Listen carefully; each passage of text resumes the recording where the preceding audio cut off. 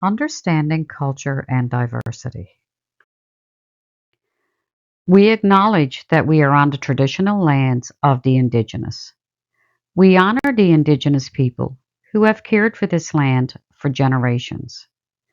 We are committed to learning and supporting indigenous communities. Ethnicity and culture. Respect for diversity. When we share the same history, such as our language, geography, origin, identity, or religion, it means that we share the same ethnic background. An example of this would be the Beothuk Indians that used to live on our lands. However, if we said they were a Newfoundlander, it would not mean the same. Our beautiful province is home to many people of many different ethnic backgrounds. Culture is what makes us distinctive. It would mean the specific characteristics of a group of people.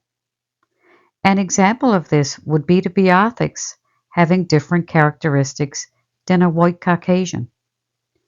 It would be a learned behavior, belief, habit, or language that are often passed through the generations.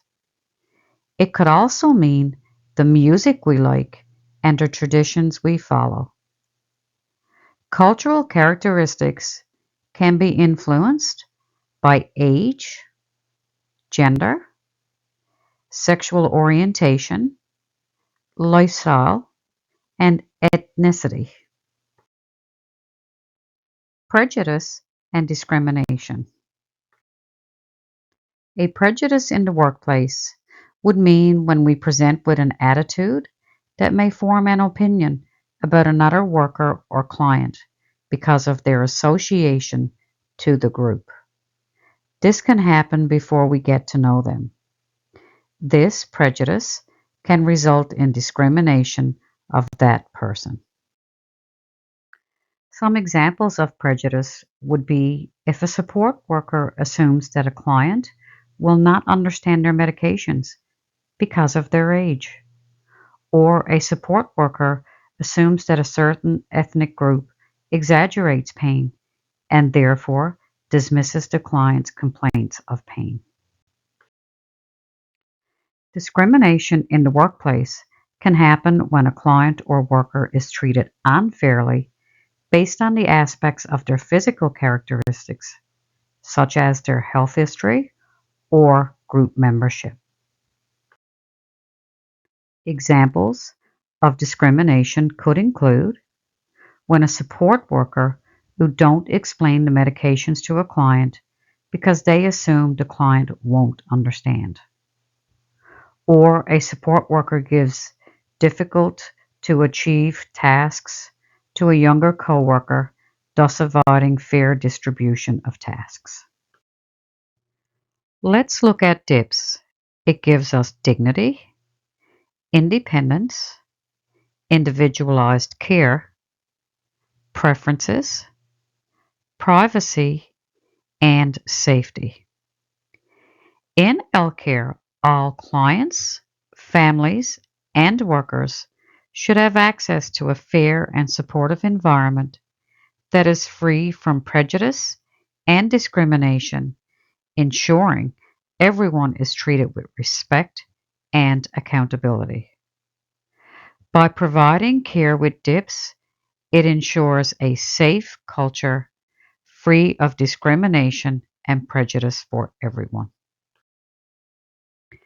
Now we are going to discuss what a just culture would mean for us. It would be a way of thinking that would emphasize that mistakes are generally the product of an organizational culture rather than solely putting the blame on a person or persons that may be directly involved.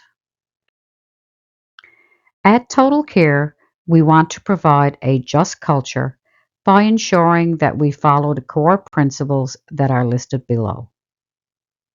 We want to provide a shared accountability for the agency and our employees. We want to ensure we can differentiate between human error at-risk behaviors, and reckless behaviors. To always encourage employees to report errors and near misses without having any fear of any punishment. We want to ensure that we promote a psychological safety, trust, and open communication with ensuring our open door policy.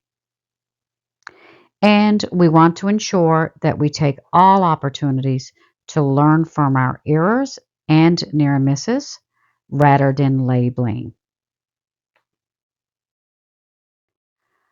By providing a just culture for our employees, it can provide opportunities for learning. It can help with increased reporting. It can also promote trust, morale, and accountability, as well as promote staff safety. And it can also enhance a better outcome for our clients. As well as benefits, there can be challenges to providing a just culture. Employees may have a fear of being blamed. There may not always be clear policies around what is expected. And employees may have a fear of inconsistent leadership support.